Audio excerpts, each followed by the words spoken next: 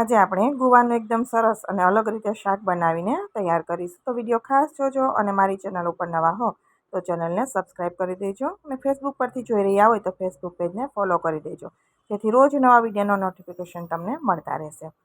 હવે અહીંયા મેં 250 ગ્રામ ગુવાર છે એ સમારી અને ધોઈને લીધો છે.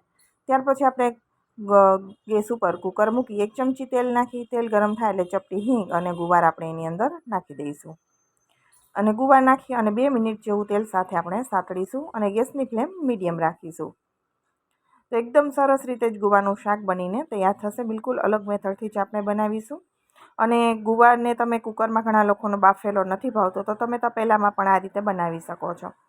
સાથે આપણે ગુવારના ભાગનું સ્વાદ પ્રમાણે થોડું મીઠું નાખી દઈશું અને એને પણ આપણે મિક્સ કરી દઈશું સરસથી. હવે આપણો ગુવાર છે એ નીચેથી બેસે નહીં ને, એટલે ચમચી જેટલું જ આપણે પાણી નાખીશું, જે તળિયામાં ગુવાર બેસે નહીં. અને હવે આપણે ગેસની ફ્લેમ લો કરી અને કવર કરી દઈશું. લો ફ્લેમ ઉપર જ આપણે 5 મિનિટ જેવું રાખીશું. ત્યાર પછી એનું પ્રેશર આઉટ થાય ને પછી કુકર ખોલશું, ત્યાં સુધી નહીં ખોલીએ. હવે અહીંયા આપણે એના માટે એક પેસ્ટ બનાવીને તૈયાર કરીશું. તો એના માટે મરચું અને આદું મેં નાખ્યા છે. તમને લસણ પસંદ હોય તો અહીંયા 5-6 કળી લસણની નાખી દેવી અને પછી બંનેને પીસી લેવા. લસણ અને મરચું આદું પીસાઈ જાય પછી આપણે એની અંદર ટમેટું નાખીશું. તો તમે અહીંયા ટમેટોની સાથે ડુંગળી પણ નાખી શકો છો. ઘણા લોકો ડુંગળી શાકમાં પસંદ કરતા હોય છે અને ઘણા લોકોને નથી હોતી. તો તમને જો પસંદ હોય તો તમારે ડુંગળી નાખવાની, નહીંતર અહીંયા લસણ આદું મરચું અને સાથે ટમેટું એક નાખી દઈશું અને એની આપણે સરસ એવી પેસ્ટ બનાવીને તૈયાર કરી દેવાની છે.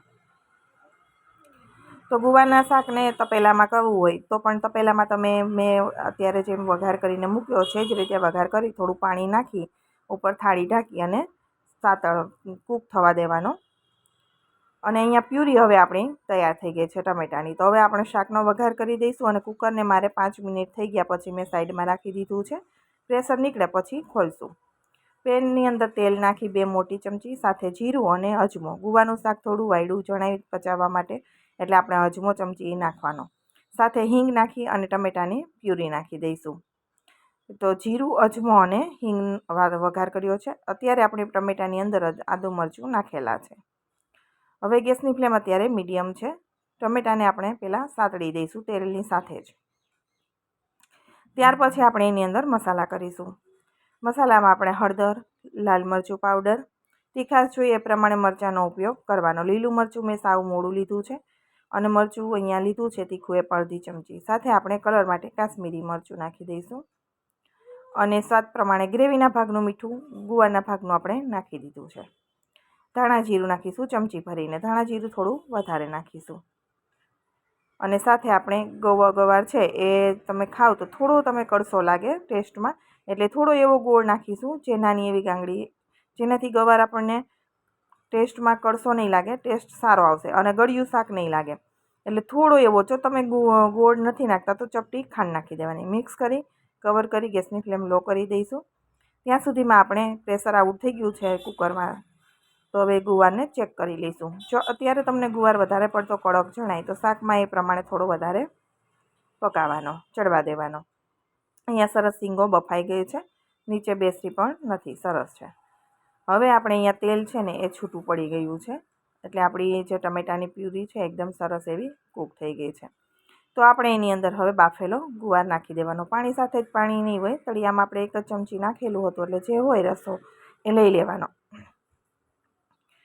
અને જો અત્યારે થોડો કાચો જણાય તો શાકની અંદર જ આપણે વધારે કૂક કરી લેવાનો. ગુવારને આપણે સરસ રીતે બધા મસાલા સાથે મિક્સ કરી દઈશું.